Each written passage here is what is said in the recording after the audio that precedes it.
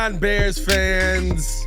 We got game preview on a Wednesday. That means the Chicago Bears must be playing on Thursday night. They love giving us these Thursday night matchups where it's like, oh, I got to watch this tonight. Sorry, America, but this is what you get. Commanders, Bears coming up. We got to preview that. Is this a must-win game for Flus? Peter King seems to think so. Also, got to talk about how the Bears maintain their offense. Justin Fields is actually on a pace to become our best quarterback if he keeps passing the way that he's passing. How's that make you feel?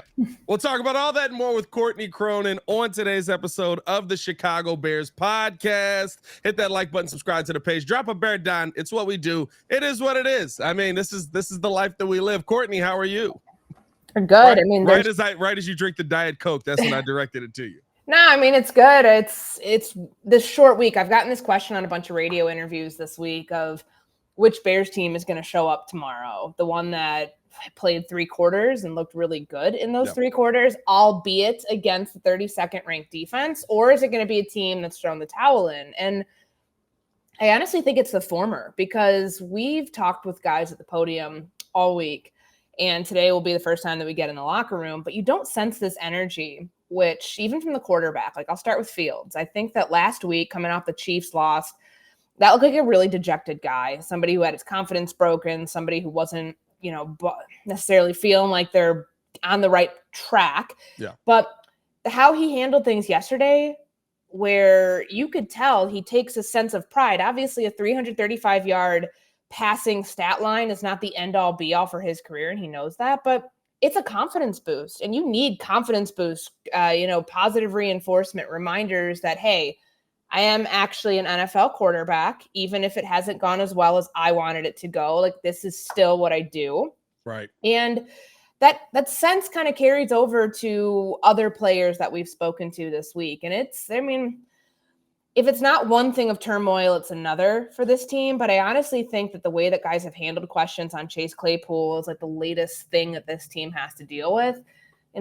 This team's focused right now on Washington, and maybe it's YOLO mode because they're 0-4, and it's like, how much worse can it possibly get? I mean, you've already lost 4 games. Like, if you lose another one, it's the same position you've been in. But I think that this game coming on a short week, typically I'm very anti-Thursday games, but this one, it couldn't have come at a better time for them. Oh my God. I mean, it's the only thing that makes the gut punch that we just went through bearable. Is like, it was like Monday sucks. Tuesday, we kind of got to get ready for this game coming up, right? Wednesday, we're previewing the game. The game's tomorrow, so it's going to be interesting. That's going to be a late night for me. We'll be live over on the post-game show from 12 to 2. Stick with us on that.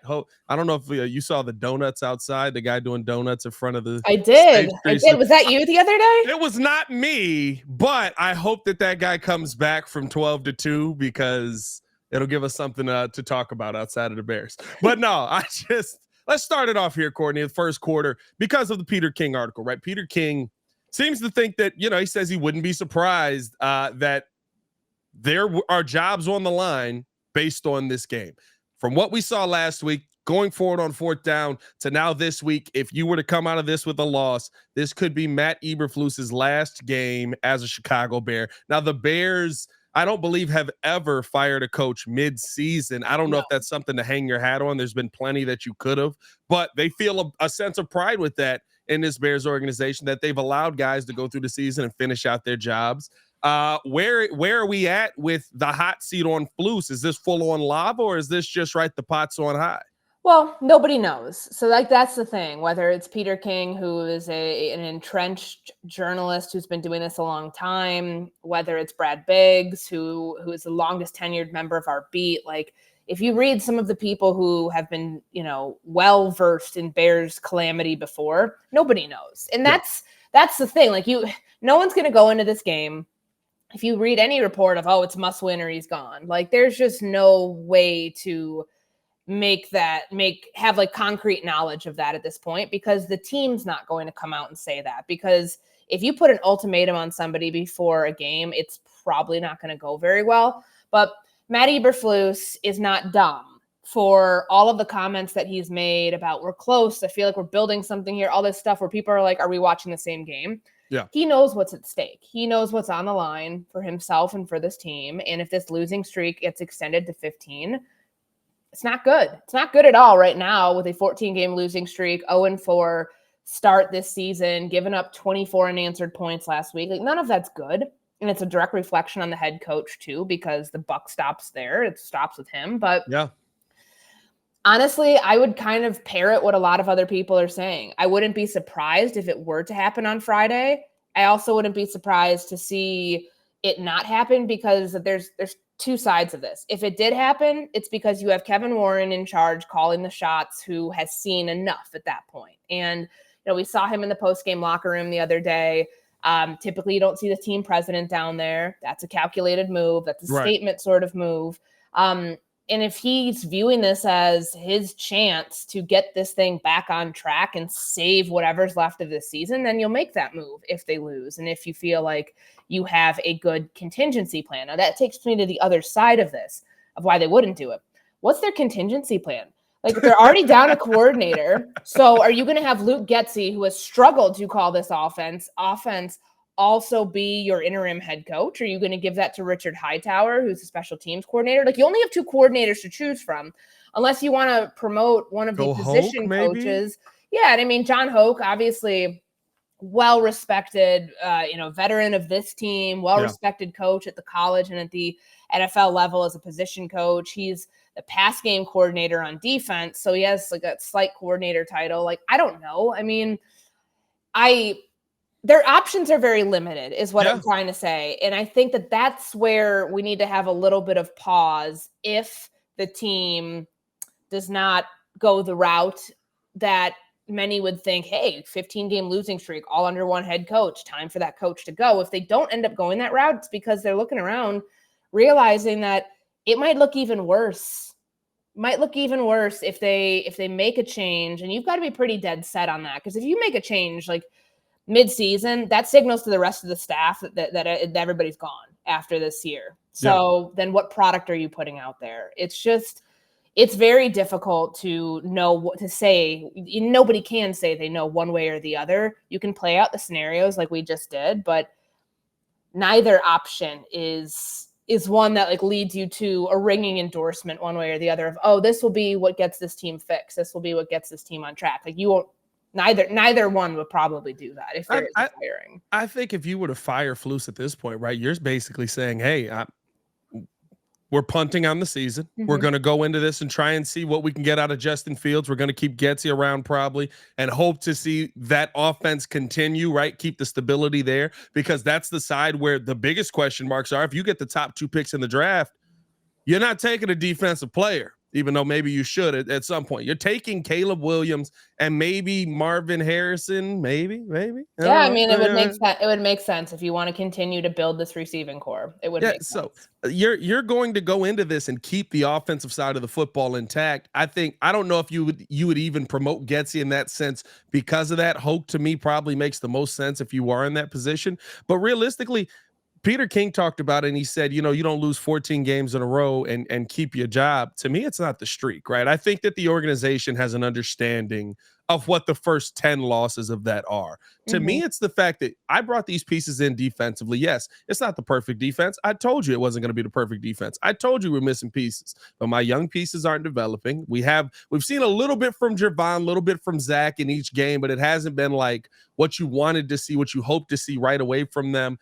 And then outside of that, we're one of the worst defenses in the NFL when DVOA has the Denver Broncos as one of the worst defenses in NFL history. Mm-hmm. Like, you can't keep your job as a defensive coach, and through 4 games, this is the output that you're putting out there. No, and I mean, he's got a lot on his plate. Like, Eberflus right now looks completely overmatched.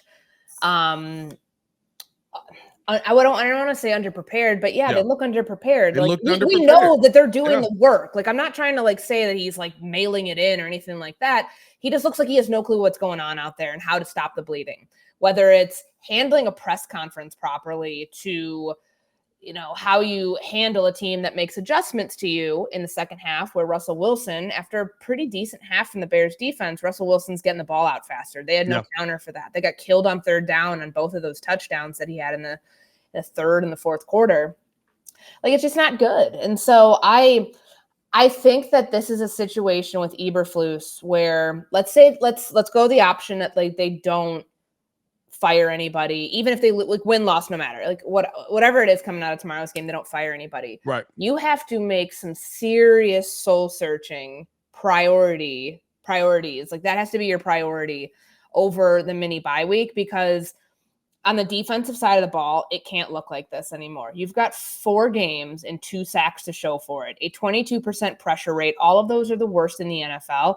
And that's a mark on him too. If he's here, if he's not next year. Right now it's trending towards this entire coaching staff being gone. Right. If you're just like reading the tea leaves. Yeah. Don't you want to be a defensive coordinator somewhere else? Like, you still have to show that you can do the job. And this year has shown he cannot. Like, this year has shown that it is bad as far as him as a defensive play caller and someone who they're running your defense. Like, what team that's, out there right now is going to look and say, like, okay, that's exactly what I want. That's the defense that I think is going to, for whoever gets hired next year to bring him on staff. That doesn't make any sense. Yeah.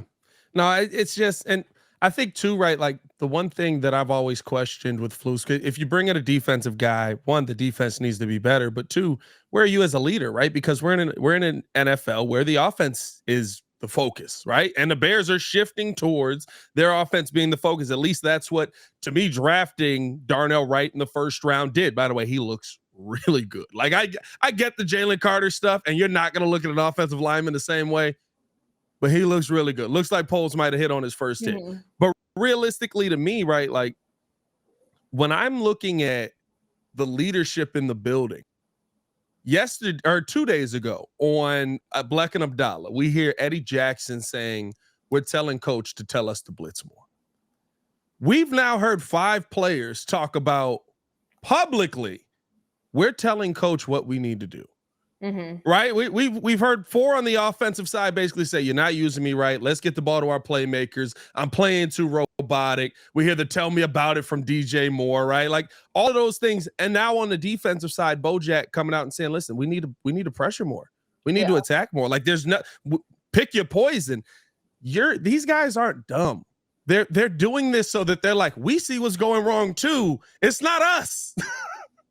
And I mean, you get into save yourself mode. I understand that. And players, coaches, it's human nature when things are going wrong to start pointing fingers, to start saying, hey, this isn't working. We want to do something completely different. And coaches, a lot of times, are going to want to stick to what they know, because you got to know how to coach it. If you don't, then it's just going to be a disaster if you're trying to get guys to do something you yourself don't truly understand. But I thought Eddie's comments were interesting just because, that's an injured player right now who, typically we don't get to talk to injured players at Hallis Hall, but he's doing a live remote for ESPN 1000. And it felt very unfiltered. It felt like that was probably the most fun he's had during an interview. It felt like he was really able to like express himself and kind of what's going on and tell you from somebody who's been here now 17, 18, 19, 21, 7 seasons,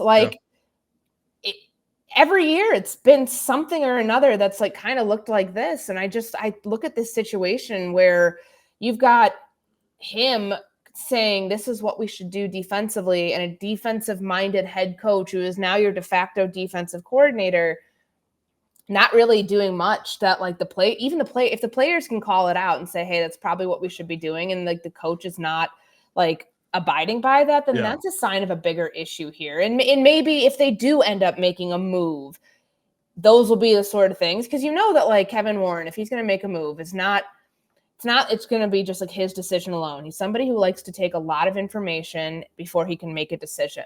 And I think consulting with leaders, not like people on the leadership council, like hearing these things that have been said in the media, all of that factors into decisions that could be made down the line, but also like how the head coaches responded to those decisions. So it's not good. I don't know if Flus will be fired. I like Flus. I want Flus to be successful. He coaches my team. If he's successful, we're successful. But the product that you're putting out on the field is not successful. And I think that's the biggest issue, right? And I don't know who you turn to. I'm not going to lie to you. Like, I'm not going to say that.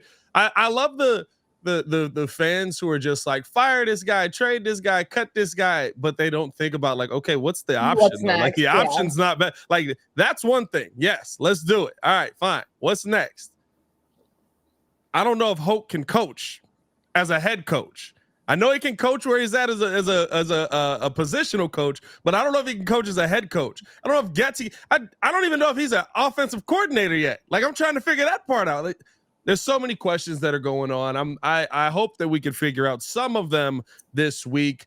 Let's preview this Commanders game though, because tomorrow we do have a very interesting game versus a much better defense, a much better front seven at a minimum. Questions on the secondary, but definitely a much better front seven. Second quarter brought to you by the Hard Rock Casino in Northern Indiana. You can see John Mulaney and Pete Davidson this Friday, October 6th. Tickets are on sale now at Ticketmaster.com. All right, Courtney. When you look at this game coming up here, Bears seem to find something offensively. Seemed like that was Justin Fields playing free. Mm-hmm. How do the Chicago Bears maintain what we saw in that Week 4 matchup going into this Commanders game Thursday night? There's a number of things, because I'm never going to buy when you ask coaches, like, all right, what was good in this game? What's going to carry over? They're never going to tell you because they feel like they're giving away the game plan. Yeah. And but you're not going to change up what you do all that much. Once you find something, like, nobody's the Patriots that literally change their personnel and like who their identity is on a week-to-week basis. They don't do that in the NFL. Majority of teams don't do that. The Bears found something that worked. A run game that featured Khalil Herbert, who was able to finally get that unit going. Just under 6 yards a carry. That was really, really good. So that helped. But they utilized 2 tight end sets most frequently that they had all season, which, might be due to health, might be due to a number of different reasons, not having Chase Claypool there, giving them an opportunity to not have to live in 11 personnel, which, obviously was still like 50%. But I do think that they have a situation now where they can look at what they did to get those plays to happen, the explosive plays, the 20-yard gains, the third down plays that converted on 3rd and long. You had rolling pockets. You had the quarterback on bootlegs and play action passes, the highest rate of his career, which led to multiple touchdowns.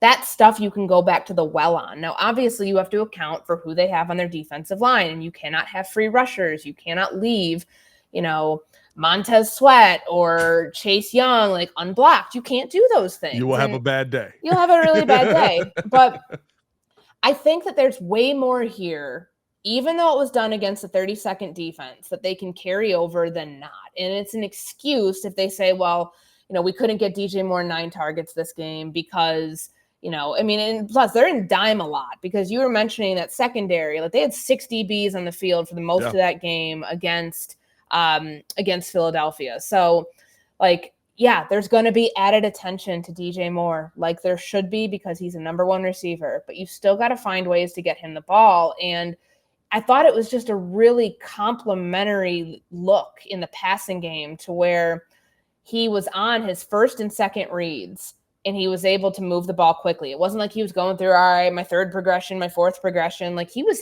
very decisive because he was getting the ball out a lot faster. Yeah. And that leads to Cole Kmet, like the stat lines that say 9 targets for a tight end, 9 targets for your wide receiver, Darnell Mooney 4 for 4 for 51 yards. Like, those are the things that happen when all of the other stuff is part of the game plan, the play actions, the motions, the highest motion rate that they had all season to give them, a couple tells from the defense before the snap. There's a lot of that. I think it's really good.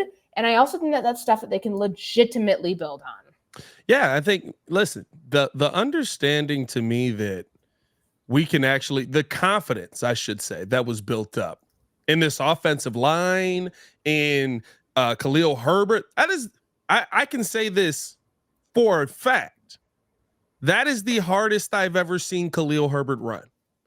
This isn't just right, like Khalil Herbert was getting open lanes and he was taking off. No, people were like on top of Khalil Herbert and he was carrying them. I didn't know he had that in him. That's why Roschon Johnson was here. I didn't think he could do that. Yeah. That is the toughest I've ever seen him run. The confidence that it built up in him. And honestly, just the confidence from Getsy, right? Like, to me, who do you think has built up more confidence from that game? Of course, Justin Fields. But I feel like coming into the season, Fields and DJ Moore were confident in their connection. Yeah. Khalil Herbert was confident in his game. This offense was confident. It felt like the play caller to me wasn't confident.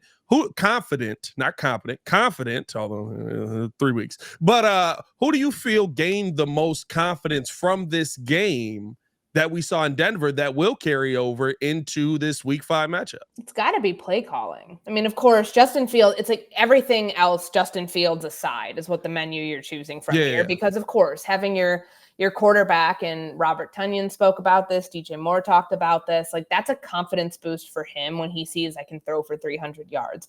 But that's also a confidence boost for your play caller that my quarterback can operate like an NFL quarterback and have a stat line that reads like an NFL quarterback on a week in and week out basis. Like there's a lot there that, you know, he's been throwing a lot of stuff at the wall to see if it's going to stick. And for it to finally have stuck in a way where they show you, your offense shows you this stuff can carry over if we do X, Y, Z, if we get this player involved, if we, you know, the 2 tight end sets wasn't just for the passing game. It was, but like even where you saw like other guys get involved, but that's max protection. That's helping your offensive line do their job. And I just feel like this is a system that they can at least use this as a blueprint against other teams. Like you don't need to have Justin dropping back 60 something times in a 2 or 3 game stretch and just like straight dropbacks. You need to put him in position where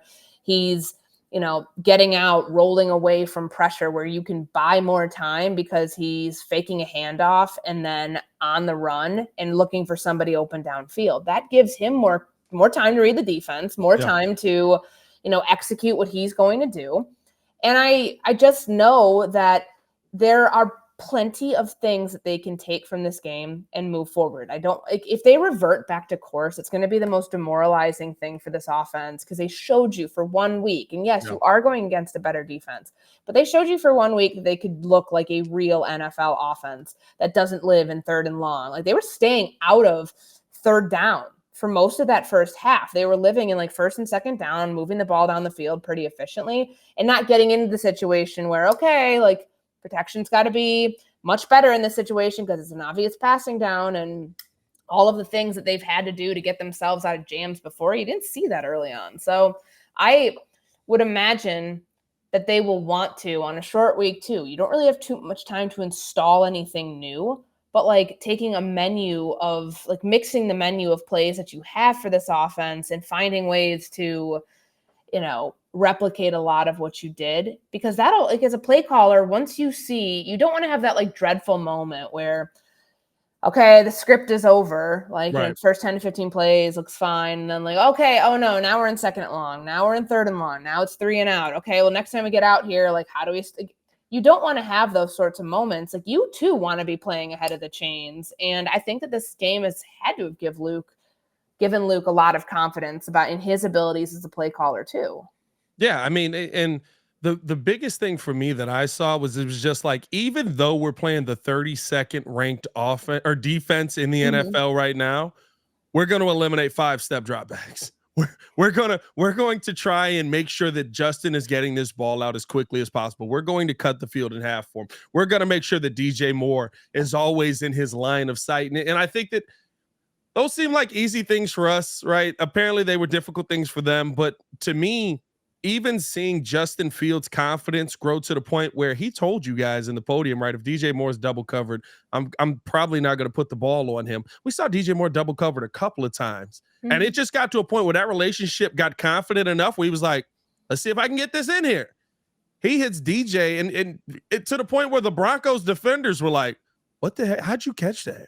You know what I mean? Like, that's the kind of special player that you have in a DJ Moore. And so for me, I think that the confidence was boosted on all fronts. I think Getsy as a play caller gained a lot more confidence in his trust of Justin Fields. But I also think that in that, Justin gained so much trust with the players that he had on the field, because I don't even, right, like the 291 versus Pittsburgh was a good passing game for him, but I don't think that he a long time ago. But I don't think he showed the confidence in as many receivers as we saw in this game. He was confident that Cole was going to catch it. He was confident in Darnell, confident in DJ. So to me, that's what I'm hoping carries over here. Now we do got to look at the other side of the football, right? The defensive side has been, I mean, listen, they're the worst defensive football. Yeah. They're by far the worst defensive football, which is hard to say after watching that Denver defense going through the all 22. It was literally a day of me going, wow, we're really bad. Wow, they're also really, really bad. How is this defense going to slow down Sam Howell? Eddie Jackson said, we know what he's going to do. He's basically a one-read guy, and if you get pressure on him, you're going to be able to break him down. Can the Chicago Bears break down what Eric Bieniemy is putting together here with Sam Howell, who's been kind of up and down? He's coming off he's been all over the place. Yeah. And he's the most sacked quarterback right now in the NFL. 24? Yeah, it's right up there. I think 20. I just had it. Yeah, 24 sacks for a loss of 156 yards. So it's a couple football fields worth of yardage that he's lost off of those plays, and his sack percentage is like among the highest in the NFL. So, like, it would lead you to believe that they can, like, that they will find themselves in situations where they can pressure the quarterback. But honestly, until you see it, it's probably more unrealistic to think that that's a lock, that's going to be a situation that continues where they've got him sacked a couple times and they're able to capitalize off of that field position that they get in those moments. But I think what we saw against Denver was a good first half. A first half where they felt like they were in control. Their offense was in command of the entire game. And you saw Russ having to like shake off some of the rust that he had earlier in, coming off of the loss that they had the previous week against Miami.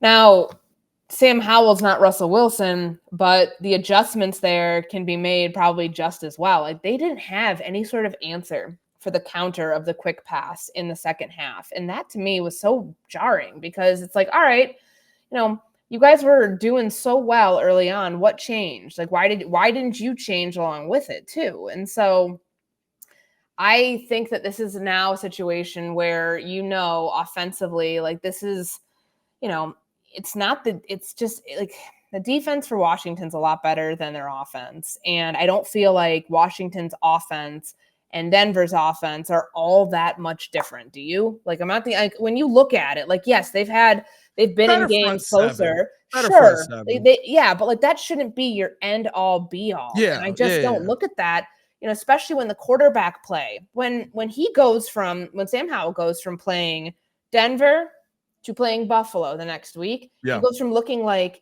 an MVP candidate, winning that game on the road, and then, coming back down to earth against Buffalo in a big, big way. Like, you've got to take away take away the quick reads, take away like all of the things that have made him comfortable, because this is like not a great starting quarterback. He's an average starting quarterback right now who's been sacked a lot. And if the pressure rates, like, look, the pressure went up last week. It was like 33%. And like Russell Wilson, I want to say, only dropped back to pass like 28 times. So like they really weren't in that many passing situations. And it's not like Denver was running the ball all that well. So I look at that and think that there's some things that can carry over from this Denver game into what they do against Washington, knowing that like it's slow and it's probably slower than most people want to see, but like there really has been a little bit of an increase week to week on how much they've been able to pressure quarterbacks. It just really hasn't resulted in anything, but the numbers tell you that they're getting more pressure a little bit. It's not enough. Like, I mean, the numbers don't like give you any sort of confidence, but to go from where they were week one to now, it's too incremental of improvement to really like call home about, but at least it's something. If you really look at it, right, we're really 0-1 because the first 3 games were preseason games. That's how the NFL is treating it. That's how I make myself feel better. Don't worry about it. But it's so weird. The league is so weird this year. The Bengals are trash. The Bears basically haven't improved. I guess that's not that weird, but like it's such a weird NFL this year to start things off that I go into every week and I'm like, I don't know what's going to happen on the flip side of this. Like maybe they're going to go off and dominate, right? Like the Commanders are going toe to toe with the Eagles. I mean, I know, into an overtime game too. I have no idea what's gonna happen this week, and I never know week to week with how this league changes all the time.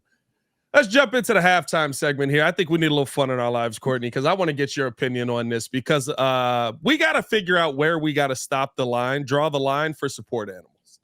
I don't know if you Okay. saw this story.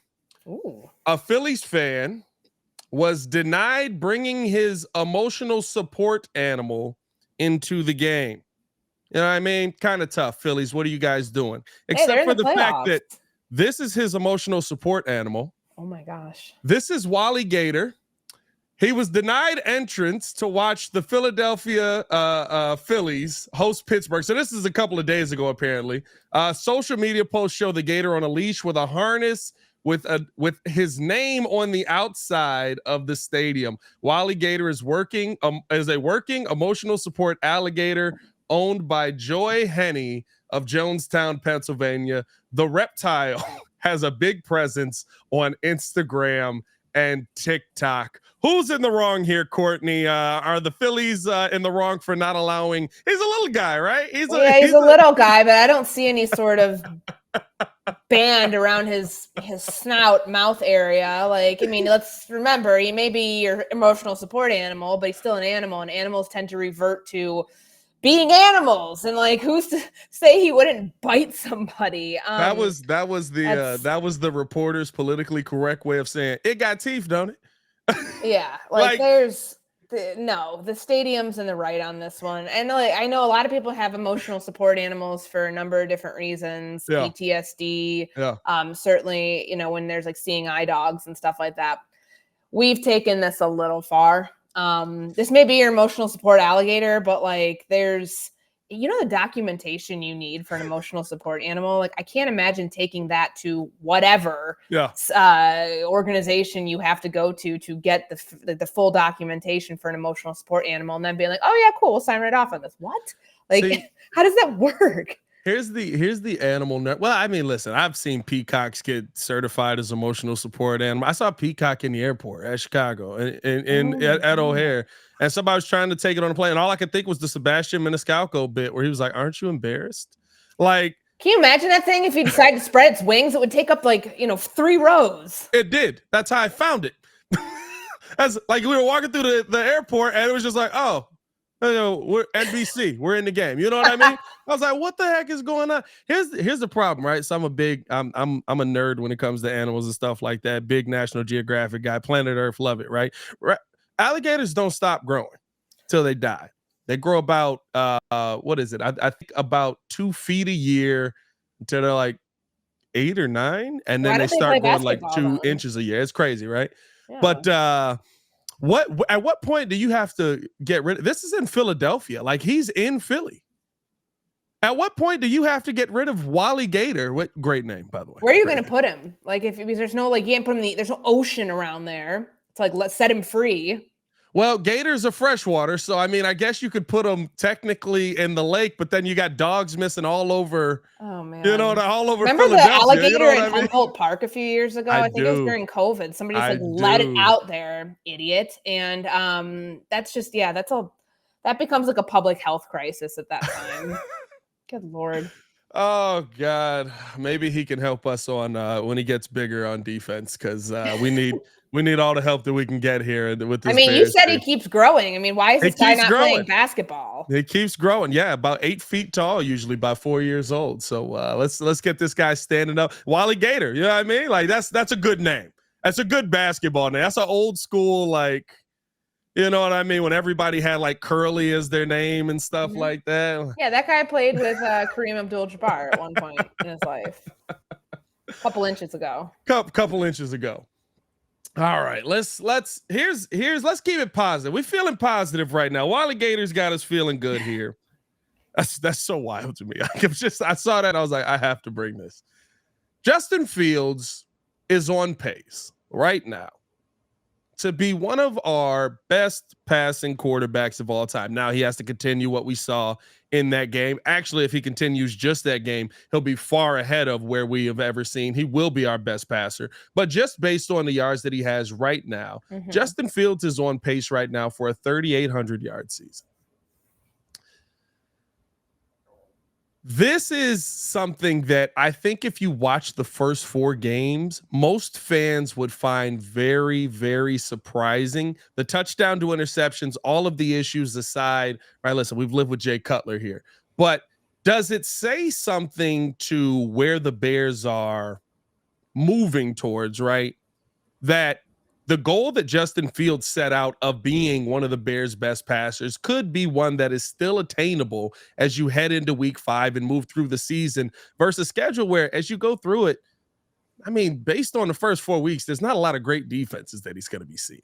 No, and I mean, this stretch should be favorable for him against with Washington, Minnesota, the Raiders coming up after that. And then, Carolina's in the mix too. Like, for any other team, they'd be like looking at this stretch and like chomping at the bit. Okay, This could be a couple wins, and it should be in theory. But like when Justin Fields said preseason about wanting to be the first 4,000-yard passing quarterback that this organization has ever had, I know that came as like, oh man, he's putting that out there. Like that shouldn't be like that hard. Which is it goes back to mediocre. It goes back to what we saw him do with 335 passing yards this past Sunday. Like that's the norm for really good quarterbacks in the NFL. And I don't want to go into history of the Chicago Bears and how they've been, a run first team and defense and all that stuff. And that's the reason that they've just let the quarterback position go by the wayside, because they could get away for a while with having subpar quarterback play because the defense and the running game would save them. Not in 2023, not in the modern NFL, but like if Fields can get closer to that threshold, we have to look at this and think realistically. All right, this is one game of 335 yards. If this doesn't show up regularly, then he's not the answer at quarterback. And he's got a lot to prove over however many games are left here from week 5 to week 18 that he can be that guy. Because right now it's trending towards them having a different quarterback in 2024. There's no way around that. But like statistically, it doesn't mean his career would be over. It might mean he goes and plays somewhere else. But for his own sake, not just the Chicago Bears in this offense, he's got to show he can have more games that look like Denver than games that look like Green Bay, or games that look like even the ones last year where he'd run for a whole bunch of yards, but it wouldn't amount to anything. Like what he's doing is what he told us the day that he expressed frustration about feeling like he was, intimating that he was being overcoached. They've wanted him to stay in the pocket this year. They've wanted him to develop into a more traditional NFL passer. Now, you don't have to do that off straight dropbacks. You can do that off of play action and, rolling pockets, the whole thing, bootlegs. But like, I think that it's actually in the best interest of him if he can be put in those situations, fail through them, but also find ways to succeed through them, because that's the only way to survival as a quarterback in the NFL. If you can do all those things and do them on a consistent basis. If he does reach these goals, right? Like, I don't know, 4,000. If he keeps putting up 300 plus yards, he's going to blow past 4,000 with, 15, 30, or 12 games left? After this week, right? 12 games left after this week. Okay, I'm good. Games it's a reason I talk sports. With 12 games left after this week, he'll blow past 4,000 yards, but realistically, I'm keeping it in a relatively normal range, 275, 280 yards a game. If he's able to attain that passing level throughout this year, is that something where you still look at Justin Fields and say, going into next season, we're probably going to get Caleb Williams? Or does he have to be elite the rest of this year to save himself? Those numbers don't mean anything if you don't win games. Yeah. Doesn't matter if you don't win games. So like, and I know that that's not all on him, but that's going to be part of why, if they do move on, it's going to be like, okay, let's say he does do really well in terms of like personal statistics, all things like that. Yeah. When are those numbers coming? Are they coming in garbage time? Or are they coming when it actually matters? Is that, in spite of the production of the playmakers around you, or are you doing it with them? Because right now he's 5-22, 5-23 as a starter. That ain't good. Like, they may already have their answer, and that's fine if they do. And if it's not him, then that's great. He gets to go on somewhere else, whether it's through a trade or somewhere else, to start his career somewhere else. But if he's going to put up those numbers, those have to be like coinciding with this team winning games. Yeah. For him 100%. To remain here beyond this season. Something that I thought was interesting when you look at kind of this Bears team, an interesting stat here. And I think that it really puts in perspective what Justin Fields is doing and how it could all mean nothing at the end of the day, but it would be the best that the Bears ever had. Carmen put this stat out during Crosstalk yesterday with Wildin Sylvie. He said, in 17 consecutive seasons, the New England Patriots were able to go out there and win double-digit games. 17 consecutive seasons with Tom Brady, double-digit wins. How far back do you have to go to get to 17 double-digit win seasons for the Chicago Bears? Okay. So like, I don't know the answer to this, but I'm gauging off of a conversation you and I had previously. I initially said maybe like the 80s, 70s. And based on your body language, I believe that I am so far off on that. So I will say, oh God, the Sid Luckman era. So like 1942. 17 double-digit win seasons. Yuck. 1942.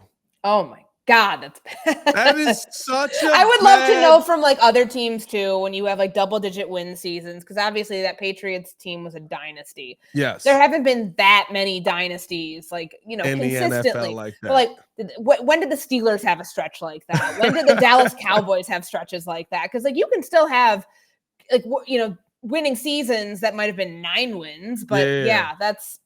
And it's I get it, right? Like, but there's no way there's another franchise that goes back that far. There's no way, because you know you're gonna have, right, like the Dallas Cowboys. You've got 4 or 5 years of 10 victories in a row, or you know what I mean, like double-digit. You can see it. What about the Lions? What about the Lions? Like, this is gonna be fun. This is gonna be what I waste my time on today. The Lions might be an interesting one. Lions. I'm gonna go look through like all of these teams to like try to find out if anybody has it worse than the Bears. Because I mean, if you're going back before 1942, you're going to a time the NFL didn't even exist. That was you know. You're wild. Listen, when you start getting through wars that like changed the entire world, that's when you know it's been bad. So quick. Let's jump into the fourth quarter. I built them up to break them down. Now, that stat's tough. That stat is tough. Couple of things that I want to, I guess, get some clarification on. Number one, let's start it off here. Tevin Jenkins. What's the update on Jenkins? I mean, I get it. Short weeks are just walkthroughs, but he hasn't practiced in a while. Is he going to go? So they have to create a roster spot for him first. Yeah. What's the natural roster spot? Getting rid of Chase Claypool and then giving Tevin Jenkins a chance to get on the roster that way. But we haven't seen that happen yet. The thing with Jenkins, I would just caution, like, the guy hasn't played football, hasn't practiced like with like pads on since August, before when he got hurt against the Colts, you know, in joint practices. But like, he was full this week, but remember, they're only going through walkthroughs because it's a short week. And even on Wednesday, they're in helmets only. So again, it's a walkthrough. I would imagine that, you know, everything they're saying at least is on the right timeline, but don't forget, this is somebody who's dealt with multiple injuries throughout his career. So there's probably you kind of using him on a case-by-case basis as to whether he will, you know, they got to look at him differently than maybe somebody else that might be just like designated to return off IR. And we'll see. I've kind of always been under the impression that week 6 going into the Minnesota game was probably a better timeline for him, but we'll see. Is this a situation where maybe you throw him out just to see, you know, get him some of those in-game reps and stuff like that, and if he looks bad, you just pull him? You know what I mean? Yeah, but you got to create a roster spot for him first. So that's going to end up being a big thing if they end up like, if it's anybody other than Chase Claypool, then I don't know how they get him onto the roster. Yeah. And I guess that is the other question here, just to tie things up. What is the latest with Chase? Because I mean, I hesitate to say anybody's just outright lying to us, but I mean, what we heard from Flus, I don't know what else to call it. What we've heard through this whole thing, right? We didn't tell him to go home. We did tell him to go home, right? Like, Chase Claypool was clearly told to go home and not be around the team. Eddie Jackson spoke about it, basically said, you can't think that you're bigger than the room or bigger than the group. We heard Cole Kmet speak about it. He said that he's a tremendous friend and he loves him as a person. The word teammate was missing from there. Where are we at with the Chase Claypool situation? I know the Bears are trying to trade him, but is that realistic? It's not realistic because so like he's not even through 4 full seasons yet. He doesn't have 4 vested seasons. So he's subject, if they cut him, they would be waiving him. So he would be subject to waivers. And there's 30 other teams because he's not going back to Pittsburgh. There's 30 other teams in the claim order that would have a chance to pick him up. Now, him passing through waivers, as talented as the guy is, former second-round pick, nobody's going to want to pick up the guarantees that come with that. There's like $2.3 million left on his contract. I think he would clear, and I think he'd go sign somewhere. Now, if you're Ryan Poles and trying to get like a future 7th-round pick for the guy just to be able to say you got something, and, obviously that team would be picking up his salary, then you try to go that route. Like, so there have been a lot of people who are like, why didn't they just cut him, or waive him Monday? Like, teams are going to exhaust every option they have to try to like move his stuff off the books and just like put that chapter to bed. But it hasn't happened yet. And I keep thinking, since like players earn their game checks by Tuesday yesterday, like he's still on this roster for a reason. And I think it's because they are still actively seeking to trade him. But we'll see. Like if they cut him outright, waive him outright, that would not surprise me either. The thing has been handled so poorly this week, and I don't see how this is going to be one that they're going to have to kind of wear for a while because it's not a good look, and it was preventable. I understand the logic of why they tried it, but there were a lot more red flags that came with this player than anything else. Oh yeah, this is a pure swing and a miss at this point. Like, this is this Ryan Poles' worst move? Yes, it is. It is 100%. And he'll have to wear that. And it doesn't mean that every move he makes is bad. Like, yes, there've been some ones that have not panned out, granted in a short amount of time. 2 years is not a long, not even full 2 years is not a long time to like really gauge, is he a good GM? Is he not? But like this one is one that it's an L. It's a flat L. Yeah. And he'll have to wear for a while. Ogunjobi didn't sign here, but I guess that one. Yeah, that one was bad too. He was it though? It's like it was bad, but also he also hasn't been good. No, it was a knee-jerk reaction to the market, and they were gonna. It ended up working out. They were going to overpay him. I remember at the time checking around with other NFL executives that I talked to, who I was like, "How much do you guys have him valued?" And they're like, "It was like $10 million less from where he was." In the $5 to $6 million range versus where the Bears had him, upward double digits. Like that's a young general manager at that time trying to fix a position that he felt in Matt Eberflus's defense was necessary, kind of kickstart this thing after trading away Khalil Mack. So I can't fault him for that one nearly as much as the Chase Claypool one's fair. And it's because you brought in somebody who falls into that turbulent teammate sort of category. Like when I was listening to Waddle and Sylvie yesterday, they were replaying the sound from Poles the day that he was traded. And how, did you evaluate him before when he's coming out? Yeah, I did. The reputation, he's a fiery player. We're going to bring him in on the onboarding process and what they talked about. And how they're going to have him channel those things clearly didn't work out. Clearly did not work out. Like they kind of, I think honestly, both sides failed each other and all of that. 100%. I think it got to a point where Chase was sick of what the Bears were doing with him, and the Bears were sick of Chase's attitude towards how the Bears were utilizing him. But at the same time, you're not going to see the football more than DJ Moore, my friend. I'm sorry. I don't feel bad for you that you were the number 2 in this offense, right? It would be so Bears though, right? That we're going to waive this guy. He's going to go be the number 1 in Carolina and help him win 7 games. What? I'm jaded. I'm jaded. I've got such a bad history with this stuff in Chicago. There's so many players that have just gone elsewhere and been better than us. He won't be Bobby Portis. That's what I keep telling myself. Hey, I think that's another pod.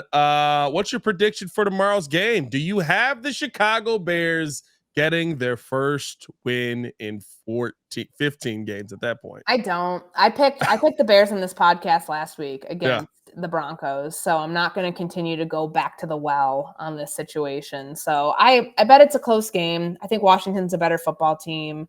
And they just played a team that went to the Super Bowl really, really tough. Like, this is not the thing is, it's not the same old Washington Commanders team that would give up and just like lay down and die the way they had in previous years. Yeah. Like, there's a different air around this team, from the ownership down to, you know, the product on the field. And I just think they're in a better spot than the Bears right now to be able to pull out a win at home. And the Bears are practicing today. And then, like, this is weird that they have like the schedule that they do, where they've got a walkthrough today going into, you know, getting on the plane tonight, getting there. It's just, yeah. So we'll see. But I think it'll be a close game. I just don't think the Bears will win. I can't pick them. Every time I pick them, they lose. So you got to go the opposite of what you did the week before. Washington dominates. Yeah, I mean, dominates. I even gave him a chance. Dominates. No, because that means the Bears will hold on to a 28-3 lead. Right, I'm going full on opposite here. All right. Washington dominates the Chicago Bears. Reverse psychology. Go get the job done, Bears. All right. I can't wink. That was terrible. I had a stroke right there. Did you see that? Hey, follow us on everything at ESPN Chicago, ESPN 1000. Of course, you can follow me on everything at Pat the Designer. Courtney Cronin at Courtney R. Cronin. Appreciate you guys for tuning in and showing love. Hit that like button, subscribe to the page. Bear down, Bears fans. Let's hope we're talking about a win tomorrow. Peace.